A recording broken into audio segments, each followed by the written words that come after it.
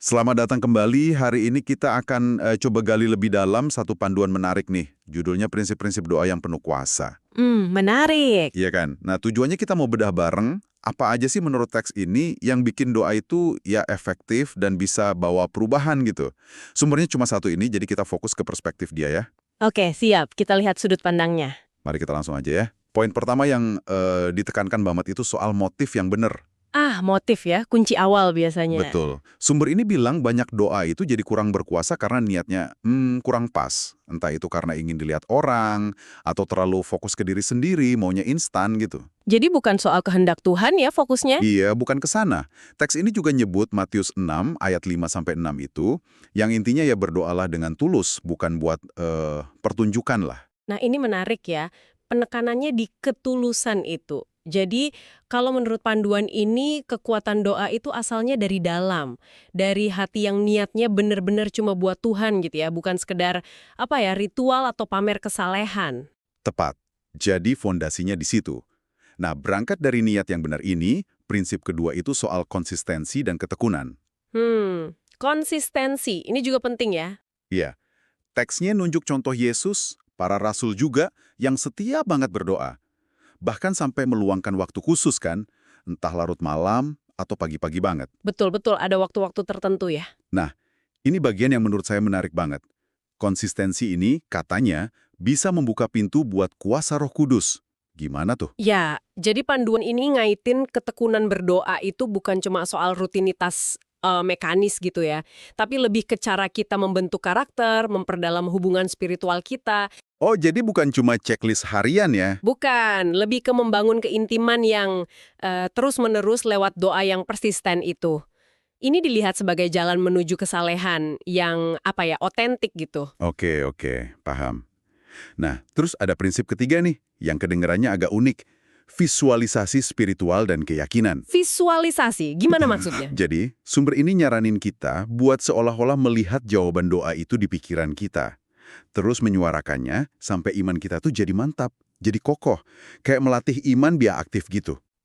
Menarik pendekatannya. Iya kan? Teks ini ngaitinnya ke Yakobus 1 ayat 67 itu. Tentang pentingnya berdoa tanpa ragu-ragu. Oke. Jadi ini menyentuh gimana iman itu, menurut sumber ini ya, bekerja secara aktif. Bukan cuma berharap pasif aja, tapi kita secara sadar membangun keyakinan. Kayak memegang janjinya gitu ya. Betul. Seolah-olah kita udah menggenggam janji jawaban doa itu sebagai kepastian, bahkan sebelum kelihatan wujudnya. Semacam latihan buat memperkuat percaya kita, gitu. Oke. Lanjut ya. Aspek penting lain yang diangkat itu hidup dalam kerendahan hati dan kehancuran diri. Wah, ini dalam nih, kerendahan hati. Iya, intinya sih perlu ada pengakuan dosa, terus kita serahin ego kita, dan sikap hati kita tunduk pas kita mendekat sama Tuhan. Sumbernya nyebut Mazmur 51, itu kan doa pengakuan dosa ya, sama Yesaya 57 ayat 15. Yang tentang Tuhan dekat sama orang yang remuk hatinya itu ya? Nah, itu dia. Jadi, ini nunjukin betapa krusialnya kondisi hati kita, menurut pandangan teks ini. Ya, kerendahan hati itu kayak jadi syarat ya, biar bisa bener-bener nyambung dan nerima kuasa dalam doa. Kalau nggak mau merendahkan diri, nggak mau ngakuin kita butuh Tuhan, ya doanya bisa jadi, cuma ritual kosong aja. Betul. Jadi bukan cuma soal kata-kata, tapi sikap hati. Nah, selain fokus ke dalam diri, ada juga penekanan kuat soal doa intersesi. Mendoakan orang lain ya. Iya, berdoa buat kebutuhan orang lain, bangsa, atau dunia. Dikasih contoh tokoh kayak Abraham atau Musa. Kan mereka pendoa syafaat tuh. Benar. Yang menarik, kalaupun kita nggak tahu persis nih apa yang harus didoain, teks ini nyaranin buat berserah aja. Ikutin pimpinan Roh Kudus. Nah, ini penting. Kalau kita lihat gambaran besarnya ya, doa intersesi di teks ini tuh dianggap sebagai pelayanan yang dampaknya bisa signifikan banget buat orang lain, buat komunitas. Jadi bukan cuma buat diri sendiri. Betul. Dan terkait peran doa yang lebih aktif ini, sumbernya juga nyebut doa itu kayak senjata dalam perang rohani. Terus nyinggung juga soal pentingnya puasa. Oh iya, puasa disebut juga ya. Iya, untuk mempertajam fokus dan disiplin spiritual kita. Kayak teladan Yesus di Lukas 4 atau praktek gereja awal di Kisah Para Rasul itu. Oke. Nah, ada lagi nih. Sumber ini juga ngingetin supaya tidak terburu-buru pas berdoa. Sabar ya maksudnya. Iya, sabar. Dikasih contoh, Abraham nunggu 13 tahun buat Ishak. Itu kan lama banget ya. Menunjukkan perlunya kesabaran, ketekunan. Pelajaran penting soal waktu Tuhan ya. Betul. Selain itu, ditekankan juga pentingnya meminta secara spesifik. Jangan cuma umum aja. Filipi 4 ayat 6 disebut tuh, biar kita nyampein keinginan kita jelas, nggak samar-samar. Jadi biar fokus doanya jelas ya, masuk akal. Iya.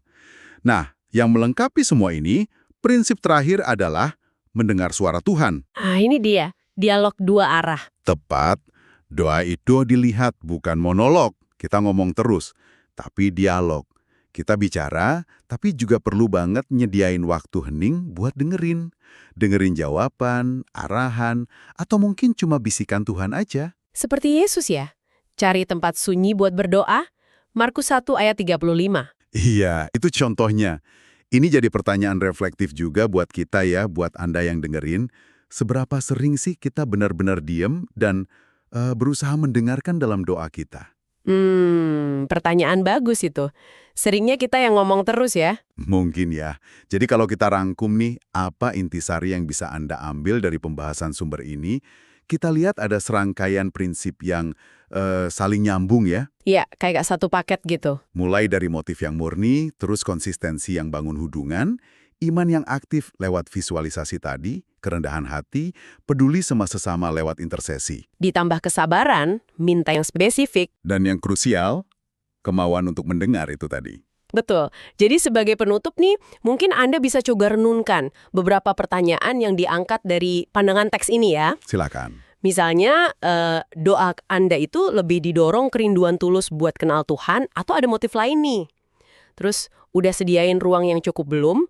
Mungkin termasuk puasa, dan terutama ruang buat benar-benar mendengarkan. Dan soal dampaknya ya. Nah iya, menurut keyakinan Anda nih, seberapa besar sih dampak doa Anda, apalagi buat orang lain, dalam membawa perubahan? Ya, itu mungkin sesuatu untuk direnungkan lebih dalam lagi ya. Wah, ini jadi bahan refleksi yang bagus banget. Terima kasih sudah menyimak pembahasan mendalam kita kali ini. Sampai jumpa di kesempatan berikutnya.